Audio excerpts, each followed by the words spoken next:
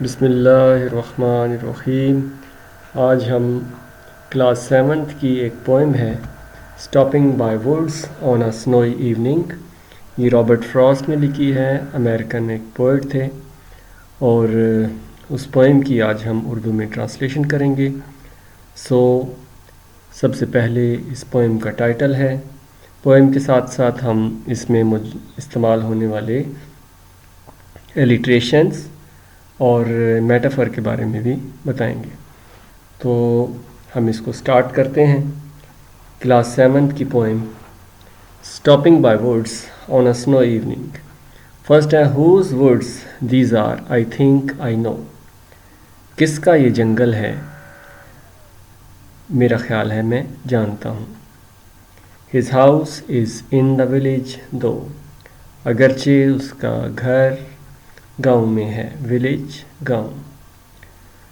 He will not see me stopping here. وہ مجھے یہاں رکے ہوئے نہیں دیکھے گا۔ To watch his woods fill up with snow. اب اس کا جنگل جو کہ برف سے ڈھکا ہوا ہے۔ تو یہ فرسٹ اسٹینزا ہے۔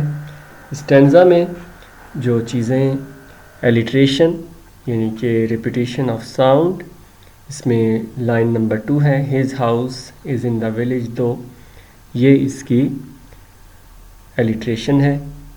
اور اس میں جو میٹافر استعمال ہوا ہے، میٹافر اس میں سنو استعمال ہوا ہے کہ سنو کا مطلب دا ہارڈ شپس یا بیوٹی آف لائف۔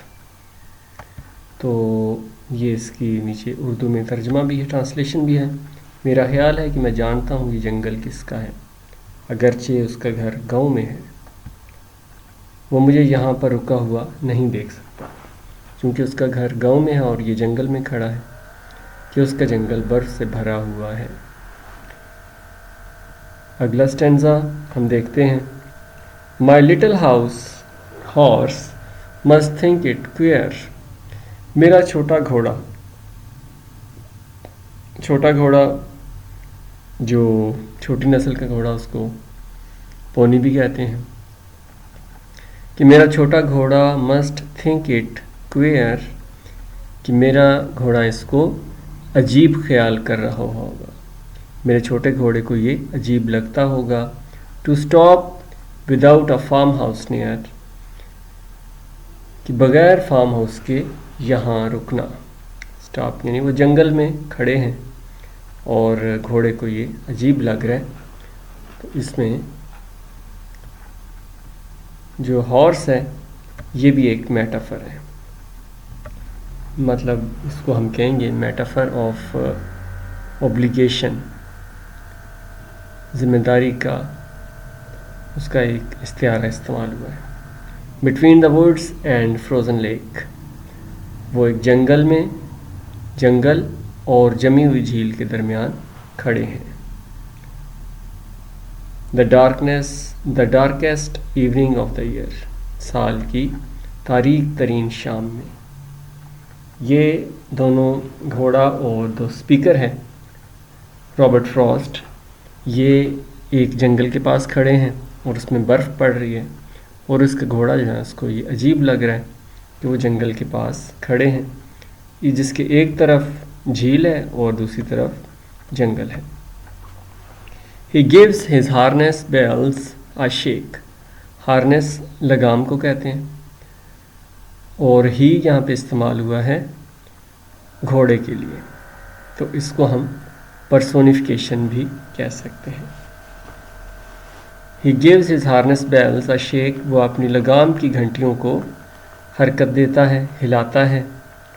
یہاں پہ کچھ لوگ اس کو زین بھی کہتے ہیں۔ زین صحیح لفظ نہیں ہے، کیونکہ زین کے لیے لفظ انگلش میں استعمال ہوتا ہے سیڈل۔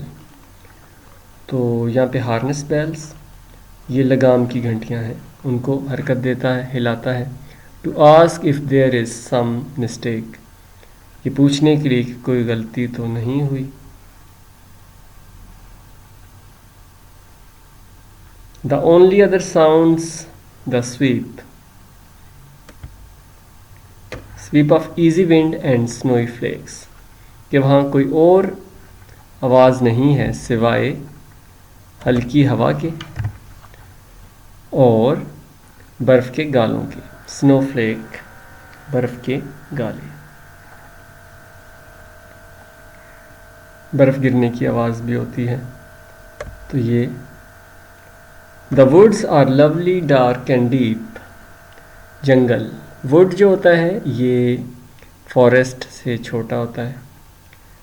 ووڈ سے بڑا فارسٹ، فارسٹ سے بڑا جنگل. یہاں پہ چونکہ جنگل بھی انگلشی کا ہی ایک لفظ ہے تو ہم زیادہ تر جنگل ہی استعمال کرتے ہیں. The woods are lovely dark and deep. جنگل بہت خوبصورت، تاریک اور گھنا ہے. But I have promise to keep. لیکن میں نے اپنا وعدہ پورا کرنا ہے. And miles to go before I sleep. سونے سے پہلے میلوں سفر کرنا ہے. And miles to go before I slip.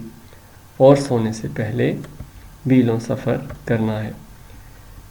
یہ اس کی پوئم کی ٹرانسلیشن ہے اور اس کے بعد پوئم کے کوشچن آنسرز بھی میں کروں گا تاکہ آپ کی امتحانوں میں ہیلپ ہو سکے.